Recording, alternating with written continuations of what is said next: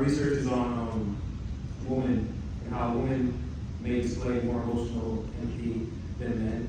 So this is very important in social psychology since we all know that like relationships are based on empathy and all that. It would say about a girlfriend, she hurt herself, and I start laughing like I have empathy, right? I'm a bad person, I guess. So empathy is really important in that sense of passion. And in the research, they conducted an experiment with 295 people, and they're from America, and they just showed them 48 videos. Some had some negative narrations, some had some neutral narrations, and they basically want to see which one showed more emotional empathy or cognitive empathy. Cognitive empathy is the ability for people to understand the emotional states of others, while emotional empathy is the ability to maybe feel or sense that person's emotional state.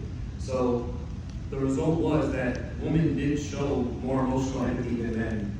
So that is very, very interesting, since it could be drawn to gender differences, which where men are really expected to not show much emotion, just tough it up, while women are more like care for emotionally, if you would say. So yeah, that's pretty much it. Did they explain why?